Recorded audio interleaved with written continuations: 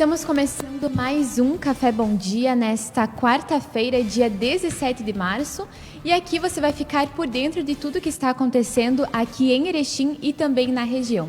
Para me fazer companhia, para comentar as notícias e também trazer mais informações, eu tenho aqui do meu lado a minha colega Daniele Marek e também o meu colega que hoje está participando, o Natan Breitenbach. Um bom dia para vocês, gente. Bom dia, Thay. Bom dia, Natan. Bom dia, o pessoal que está nos assistindo. Começamos, então, mais um Café Bom Dia, trazendo as primeiras informações para vocês. Bom dia, Thay. Bom dia, Dani. Obrigado pela participação de todos vocês. Eu lembro que vocês podem participar aqui do Café Bom Dia.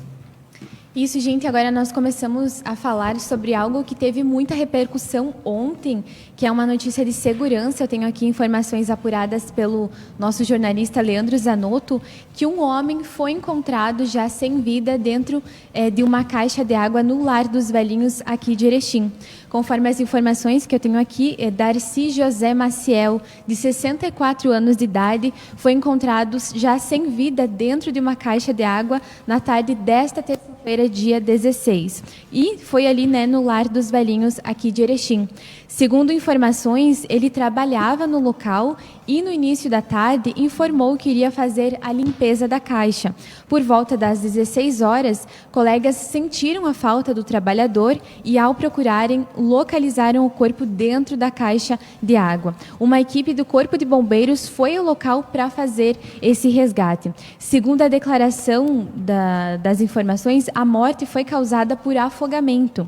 Mas colaboradores do lar que pediram para não se identificar e conversaram com a reportagem informaram que a caixa era esvaziada para a limpeza. Por isso, a suspeita é que Darcy tenha passado mal e caído no tanque onde havia água. Então, tenho mais uma parte aqui para completar a informação. O que diz a administração do Lar dos Idosos? Por telefone, a reportagem do Bom Dia entrou em contato com a administração do lar e a Lucenir Lise, e que disse apenas que uma ocorrência foi registrada na Polícia Civil e que o lar deve se manifestar ainda sobre o fato através de uma nota nesta quarta-feira, finalizou. Infelizmente, gente, então nos deparamos então hoje pela manhã com essa notícia infeliz, deste óbito muito triste, e vamos aguardar, para o que eles vão falar, o que aconteceu realmente, como que aconteceu esse fato, É muito triste, tá? E aproveitando que você está falando aí da área de segurança pública, eu quero destacar uma notícia ontem de noite de uma colisão entre um caminhão e uma carreta que deixou 2 pessoas feridas na IRS 135 aqui em Erechim. Olha, esse acidente envolvia uma carreta com placas de Irinópolis, Santa Catarina, e também um caminhão com placas de Ponte Alta, também no estado catarinense, deixou 2 pessoas feridas. Isso foi ontem à noite na RS 135 aqui no município. A colisão ocorreu em um trecho de pista dupla entre os trevos na Universidade Federal da Fronteira Sul e Capoeirê. De acordo com o motorista da carreta, ele seguia no sentido Passo Fundo-Erechim, quando, ao chegar na terceira faixa, foi ultrapassar outra carreta que estava logo à frente. No caminhão estava apenas o motorista e um ajudante. Ambos foram socorridos pelo Corpo de Bombeiros, levados ao Hospital Santa Terezinha com ferimentos leves. Destroços dos veículos também ficaram esparramados aí sobre a pista, que foi bloqueada após aí o atendimento das vítimas. O motorista da carreta, ele é autônomo e há 12 anos trabalha nas estradas e também ajudou aí o socorro. Ele contou que saiu de Santa Cruz do Sul, aqui no Rio Grande do Sul, e seguia para casa no estado catarinense. Que lamentável, gente? Duas notícias bem já complicadas, mas que a gente precisa informar em relação, Sim. Então, fica ali. Agora a gente traz também informação sobre o Covid, pessoal? O RS, então, o Rio Grande do Sul, ele bateu o recorde e registra 502 mortes por Covid em um dia, ontem, então, no nosso estado. O estado chega a 15.606 óbitos por coronavírus. A Secretaria Estadual da Saúde registrou ainda mais 9.700 infectados e elevou o total de casos para 754 mil ao todo no estado do Rio Grande do Sul. Então, o pessoal já se manifestou, o governo do estado diz que a gente está na pior fase aqui do Rio Grande do Sul em relação ao coronavírus, ao Covid-19. Ontem saiu também uma notícia em relação às mutações que estão acontecendo do Covid, né? Então, a gente está agora com a cepa também aqui se manifestando no estado. Então, a gente está já se alertando indo para um caminho que a gente não sabe mais, de incertezas em relação a isso. E fica o alerta desde sempre, né, pessoal? Vamos começar a botar a mão na consciência, as aglomerações. Final de semana a gente sabe que vai ter feriado no município, então o pessoal gosta de se reunir nesses finais de semana, nesse feriado. Então fica aí o nosso alerta, que está cada vez mais difícil aqui para nós no estado do Rio Grande do Sul. E antes, né, Dani, a gente acompanhava que era uma notícia a nível nacional, né, essa crescente de contaminações, e agora a gente já informa aqui que é aqui para nós, aqui em Erechim, aqui no Rio Grande do Sul, né, na nossa região. Então, como tu disse, bem reforçado pela Dani agora, esse feriado agora, né, nesta sexta-feira, então, sempre, em algumas vezes, motiva, né, as pessoas a fazerem essas aglomerações, né. E eu tenho uma outra notícia aqui, que saiu ontem, essa notícia, que o Ministério Público pede a suspensão do decreto municipal que permite a abertura de academias e também salões de beleza aqui em Erechim. Essa informação aqui é da Assessoria de Comunicação, já está aqui no nosso site, e eu vou ler as informações que diz aqui. Então, olha só, o Ministério Público, por meio da promotora de justiça, Karina Denicol, ajuizou nesta terça-feira, dia 16 de março, uma ação civil pública com pedido de liminar contra o município de Erechim para que seja suspensa a eficácia do artigo 2, incisos 1 e 2 do Decreto Municipal número 5.170, de 15 de março de 2021, vedando a abertura de serviços de educação física, como academias, centro de treinamento, estúdios e similares, salões de beleza e também barbearias, em conformidade com os decretos estaduais número 55.240 de 2020 e também o 55.789 de 2021. A promotora, que foi motivada por denúncias sobre o descumprimento do decreto estadual pelo prefeito de Erechim, Paulo Polis, pede também que seja fixada uma multa no valor de R$50 mil por ocorrência de descumprimento da decisão após proferida. A inicial leva em conta que o mapa do distanciamento controlado apresenta, neste momento, todas as regiões do estado em bandeira preta, indicando o esgotamento da capacidade hospitalar e altíssima velocidade de propagação do coronavírus, o que levou o governo do estado a suspender a possibilidade de cogestão. Eu aproveito também, tá, já que a gente está falando aí a respeito do coronavírus, porque ontem teve uma importante aprovação por parte do Senado brasileiro, que aprovou então um projeto que prevê a detenção de até 3 anos para quem furar a fila da vacinação. A gente observou no último sábado uma fila gigantesca, né, saída de Paulo Bento. Com relação aí a uma dificuldade, obviamente, né, tá aí, Dani, em relação aos governantes, principalmente na organização nessa questão da vacinação. O município não tinha 2.000 vacinas contra a Covid-19 para realizar no fim de semana. Mas esse projeto aí, então, a fila deve ser definida pelo poder público. A proposta prevê um aumento de pena se fura-fila for a autoridade ou funcionário público. Eu acredito que é uma decisão aí importante, né? E a gente espera aí que agora a Câmara também tenha essa aprovação, né? Exato. E falando agora aqui também de Erechim, né, Dani e Natan, então olha só, essa ação, né, do Ministério Público pede que seja suspenso esse decreto, porque saiu então nesta segunda-feira o decreto que fazia com que autorizava, né, as academias, os salões de beleza e também as barbearias a abrirem. Então, claro, tinha também todo um protocolo de distanciamento, agendamento. Então, agora a gente se depara com essa notícia. Ainda não sabemos como que vai ficar a situação, mas a princípio, então, essa ação está pedindo que esse decreto que solicita a abertura seja suspenso.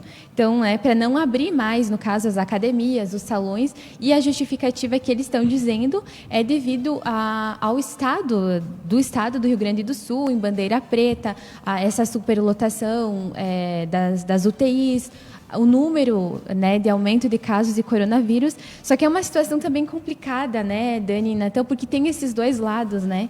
E a gente acompanha assim essa dificuldade em tentar manter esse equilíbrio. Eu nem sei se a gente consegue manter esse equilíbrio, porque de um lado tem a economia, que precisa se manter, que os empresários eles precisam tudo abrir, precisa andar junto. Tudo Exato. precisa andar junto. E desse outro lado tem também a saúde. Então, eu acredito que é uma questão assim bem polêmica, né, saúde e economia, porque quem trabalha com esses serviços, né, Dani e Natan, não essenciais, precisa continuar trabalhando. As contas também vão chegar. É o que a gente comentava durante essa semana, se não me engano, segunda-feira, né, em relação a isso, que fica numa incerteza, porque quem está trabalhando, quem, né, tem sua barbearia, seu salão de beleza, sua academia, Que vive disso. precisa pagar, né, precisa pagar aluguel, funcionário, precisa se manter de alguma forma.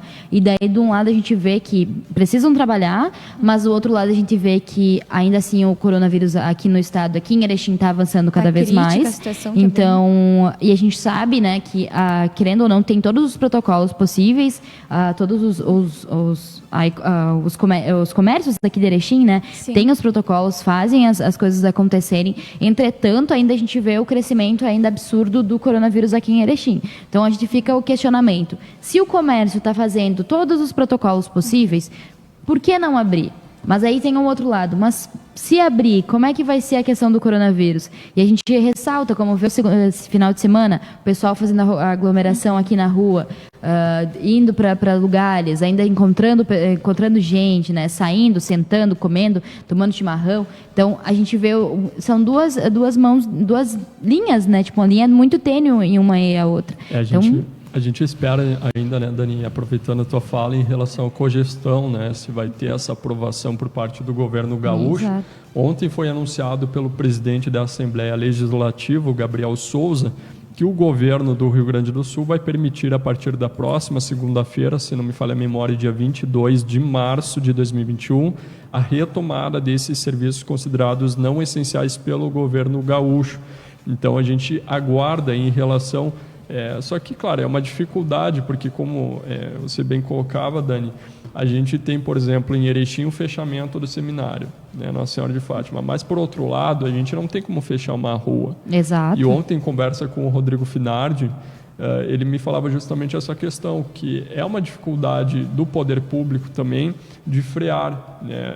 O Polis, prefeito aqui de Erechim, teve que se amparar em uma lei federal para poder permitir essa reabertura, que agora me parece está sendo barrada pela promotora, né, pública. Então, a gente vê que realmente é uma dificuldade muito grande dos governantes em todos os sentidos, né? De tentar administrar isso, né? Porque, e de um lado também eu vejo, quando a gente está acostumando com uma bandeira, com aquelas normas, tudo muda ou os números se elevam e a gente já tem que se adequar a outras normas, a outros protocolos. Então, até como a Dani colocou muito bem, fica esse cenário de incertezas, né? Acontece uma coisa, daí do nada muda, já é outra coisa, né?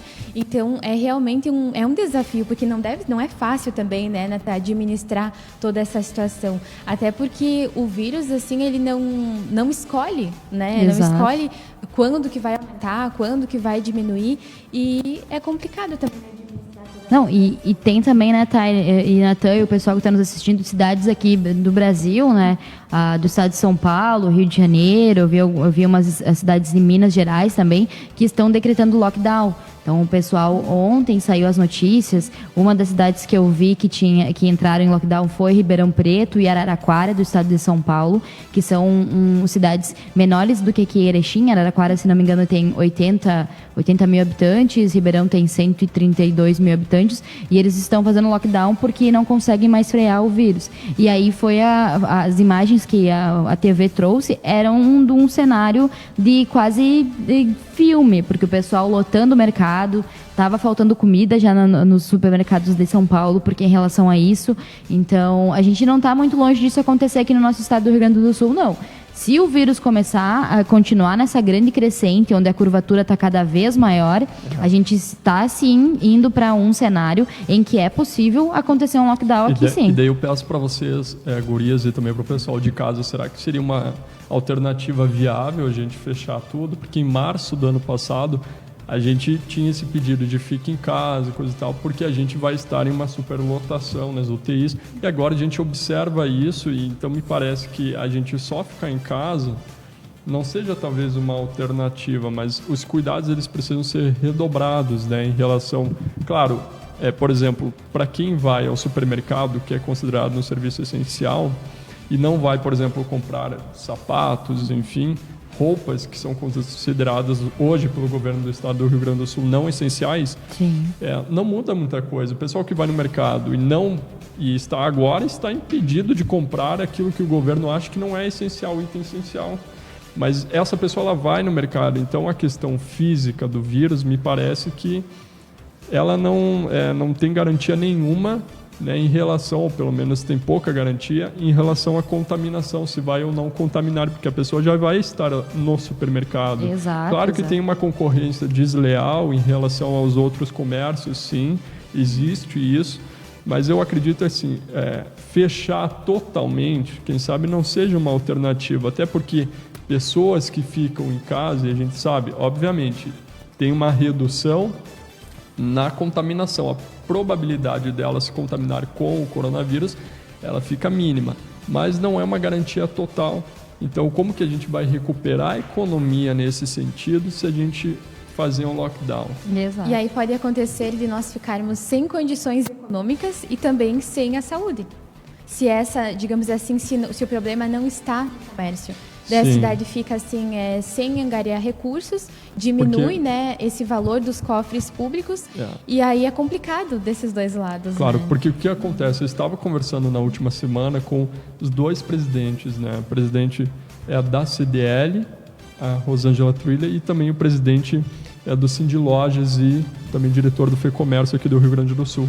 O que eles me colocaram? Se a indústria produz, porque a indústria está trabalhando com 25% da capacidade dos trabalhadores, a indústria produz com o comércio fechado, não é uma lógica que me parece correta, porque veja só, se a indústria produz e o comércio não vende, a economia não gira, de qualquer forma os produtos acabam ficando parados. Sim. E a gente vê no Brasil, um dos serviços que a gente observa que está bastante afetado, aqui, não apenas no Rio Grande do Sul, mas em todo o país, é o setor de veículos, a fabricação de veículos. Sim, a gente exato. está perdendo fábricas para os outros países, a Argentina, o Chile.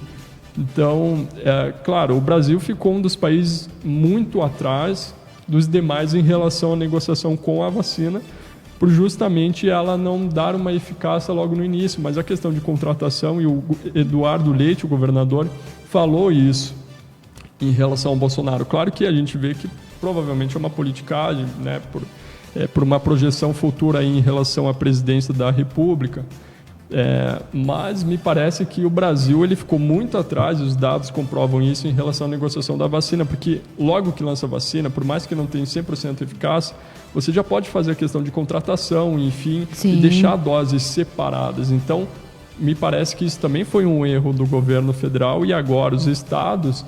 E até foi feita uma live extraordinária falando sobre isso, explicando quais recursos foram destinados à saúde. Tem uma questão aí muito polêmica em relação ao governador e ao presidente da República, Jair Bolsonaro, porque foram enviados recursos para a saúde que foram possivelmente utilizados para quitar a folha de pagamento do funcionalismo público aqui no estado, né? Então, me parece que é muito um jogo político essa questão do coronavírus do que propriamente prático da gente colocar as coisas e se adequar na medida aí, possível para evitar a contaminação, mas a economia ficar girando. Exato. E é um momento, né, Dani e Natan, um momento bem desafiador, porque no momento em que a gente precisa da vacinação, né, a preocupação é a saúde, a gente vê ainda aqui no Brasil esse jogo político, né, essas estratégias políticas. E tu falavas antes da questão da vacinação.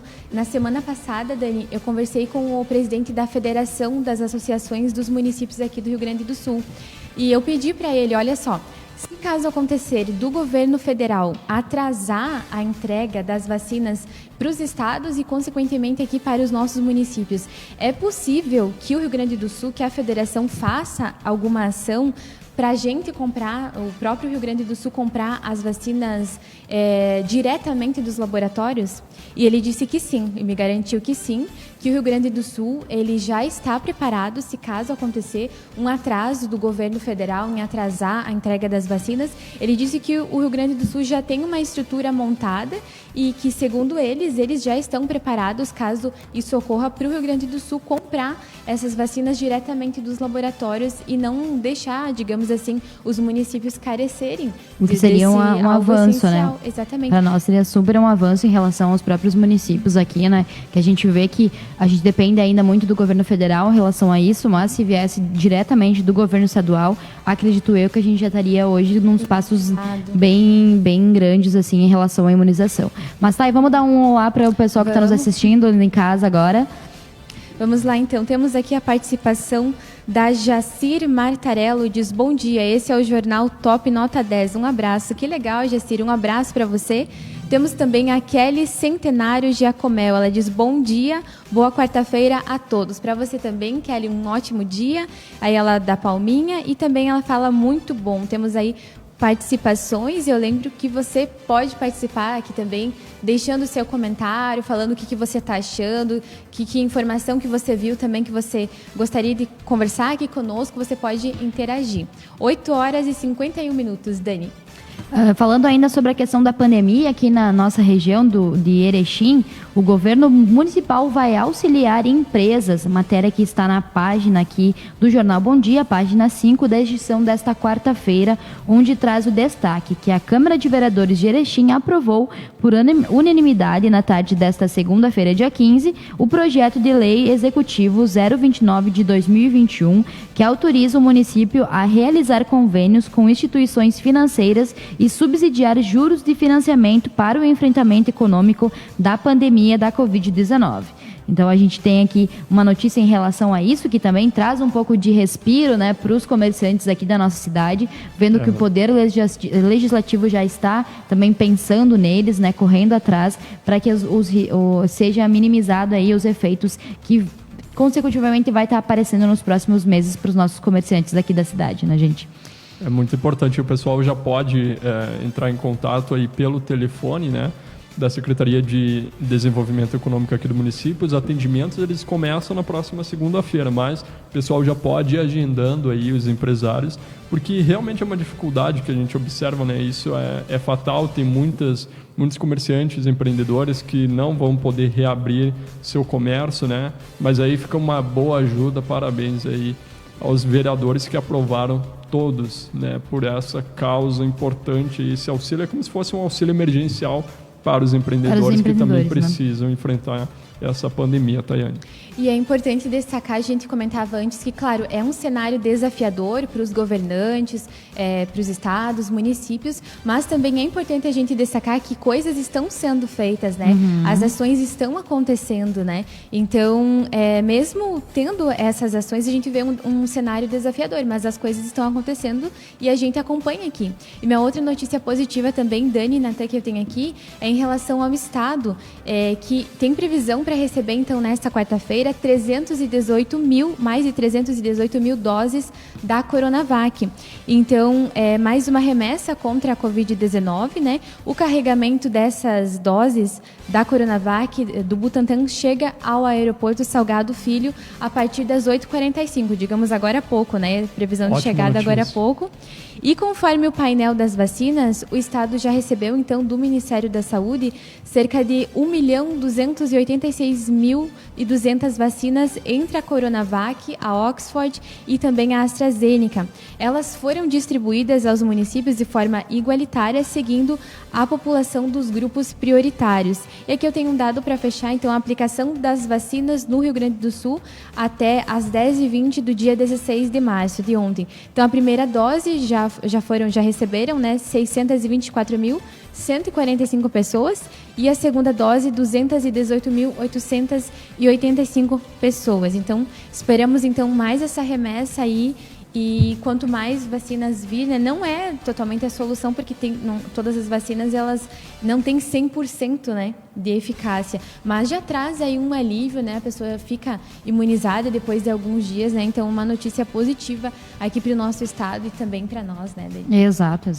Isso. Gente, trazendo informação agora, o Nathan trazia antes, né, falava sobre a questão das fábricas, das montadoras de automóveis aqui, tanto no Brasil quanto fora do Brasil, e a Honda, ela suspendeu as suas atividades temporariamente nos Estados Unidos e no Canadá devido à falta de peças em relação à pandemia do coronavírus, né, e que eles não estavam conseguindo mais adquirir peças para montar novos carros e novos produtos e assim exportar eles, né? Então a gente vê que também os setores voltados para essa questão também estão sofrendo em relação a isso, porque muitas peças não são dos mesmos lugares, então precisa vir de outros espaços e assim acaba também acontecendo o quê? Acaba acontecendo desemprego, não somente aqui no nosso Rio Grande do Sul, que a gente teve, acho que no começo do ano também, né, que teve que saiu aqui a montadora da Ford saiu aqui do Rio Grande do Sul indo para o Paraguai, então a gente vê que também esse cenário está se manifestando tanto nacional como também mundial em relação a isso, né, gente? Inclusive, Dani, eu estava acompanhando hoje de manhã no Instagram da Forbes, né, que é um perfil aí dedicado aos empreendedores, enfim, e traz notícias importantes para o lado econômico, empreendedorismo, enfim. E o fundador da Ford, ele diz o seguinte, que as pessoas bem-sucedidas, elas precisam primeiro ter um propósito e depois persegui-lo. Só que isso acaba ficando difícil a gente ter um propósito se o campo que a gente vai atuar e vai perseguir esse propósito, ele é escasso. A gente depende muito dos outros países e as peças que vêm de fora acabam também dificultando aí o processo de produção e quando a gente tem um gerenciamento de crise, como é o caso da pandemia, fica muito mais difícil, obviamente, empreender aqui no Brasil. Trazendo uma notícia sobre o Instagram, olha que notícia bacana. O Instagram vai impedir adultos de enviar mensagens para menores que não os seguem. Os adolescentes também receberão os avisos sobre a segurança quando o aplicativo detectar um comportamento suspeito de perfis. Muito bacana, parabéns ao Instagram por essa aprovação. O Instagram também tem várias iniciativas, né? A Dani também em seguida traz informações de tecnologia. Uma coisa que eu achei que agora as pessoas já acostumaram é essa questão das curtidas que não aparecem mais. Aparecem. E antes a gente via também, ainda existe, claro, esse nível de comparação muito grande, as pessoas acabam se comparando dentro do Instagram, mas a gente vê também que as ações estão acontecendo. Então, essa que visa a segurança eu achei ótima. Que a gente Não, ela é maravilhosa em relação a isso, porque a gente vê que tem muito caso de pedofilia na internet, né? E querendo ou não, hoje em dia, as crianças, os adolescentes têm mais acesso a questões voltadas à internet, então acabam sendo violentados em relação à pedofilia, porque o Instagram ele tem a ferramenta para quem não tem a conta bloqueada, ele manda se você entrar no Instagram e mandar uma mensagem para uma pessoa que tenha a conta aberta, essa pessoa vai receber a mensagem, você tem ali a opção de aceitar ou não a mensagem, mas ainda assim você consegue visualizá-la. Já para quem tem contas fechadas, então é um outro mecanismo que dá um pouco mais de privacidade em relação a isso. Mas essa notícia que o Nathan traz é maravilhosa em relação e também conforta os pais, né? De alguma forma, os pais que deixam seus filhos terem acesso ao celular e a Instagram, de alguma forma, traz um conforto, porque sabem que agora outras medidas estão sendo tomadas para que essas crianças, esses adolescentes não sofram crimes, né, dentro da própria internet. Exatamente. Antes de nós, já estamos quase aqui no final, gente. Antes de a gente falar de como fica o tempo, vamos dar um bom dia aqui para Romilda Rodrigues, que também sempre está participando conosco. Um bom dia para você, Romilda. E agora vamos falar como é que fica o tempo. A gente já sentiu que hoje choveu um pouquinho, né, aqui em Erechim. E de acordo com a Somar Meteorologia, gente, a previsão para hoje é ainda de chuva, então é tempo fechado com possíveis trovoadas. A mínima aqui em Erechim, então, 17 graus, a máxima de 25. E a previsão de chuva que eu tenho aqui é de 31 milímetros. Choveu um pouco pela manhã, acredito que chova mais um pouco à tarde, que geralmente é a previsão. E a umidade relativa do ar de 55%. Amanhã, então, tem um pouquinho ainda de previsão de chuva, mas não é tanto assim. Então, se você ainda não saiu de casa, leva o guarda-chuva, que a previsão aqui é de chuva. Olha aí, coisa boa, sexta-feira, feriado municipal, não vai chover? Pelo que a gente tem aqui, haverá o predomínio do sol, né? Apenas com pouca variação de nuvens. Então, se chover, a chuva mais forte, Dani, é hoje. Então, amanhã ela já diminui um pouquinho. E na sexta, a previsão, então, já que tenha esse sol aí, aproveitar com a família. Muito bem, eu acho maravilhoso, porque assim eu consigo lavar roupa, né? Estender, dar tempo de secar pro final de semana. Deixar as coisas em dias. Deixar as coisas em dias, hein? Porque a gente fala de feriadão, mas a gente tá sempre trabalhando, né? Não adianta. E feriadão também, Dani, para acompanhar o BBB. Ontem teve a 6ª eliminação do programa. Projota foi eliminado com 91,89% do programa. Foi o 6º eliminado aqui, né? Da questão do Big Brother. E o 6º também que sai com uma rejeição muito grande, de 91%. A gente já sabia que ele ia ter uma rejeição alta em relação à participação dentro do Big Brother, mas o que após o término ali da eliminação, ele se surpreendeu com os números. Ele disse que ele se arrepende de algumas coisas que ele fez dentro da casa, mas que agora ele ia estar correndo atrás da carreira dele para, né, recuperar ali os fãs de alguma forma do que ele acabou perdendo lá dentro, né? Então fica ali também esse aprendizado para o pessoal que está assistindo, né, o Big Brother. Ele sabe como que está acontecendo as coisas dentro da casa. Então ele foi eliminado desta semana. Olha só, 9h01, então o Café Bom Dia já está ficando por aqui. Agradeço a presença da Dani aqui, a presença do Nathan também, que participou conosco. A você de casa, o nosso muito obrigada e nos vemos amanhã. Um bom dia, Nathan. Tá certo, ótima quarta, tá? E Dani, a todos que estiveram nos acompanhando. Um bom dia, Dani. Bom dia para vocês, pessoal. Para vocês que estão nos acompanhando, um bom dia, né? Um dia cinza hoje. Lembrando de levar o guarda-chuva, levar também aquele casaquinho, porque pode dar uma esfriada durante a tarde. Máscara. Né, a máscara. E a gente encontra vocês amanhã a partir das 8h30 aqui no Café Bom Dia. Até mais.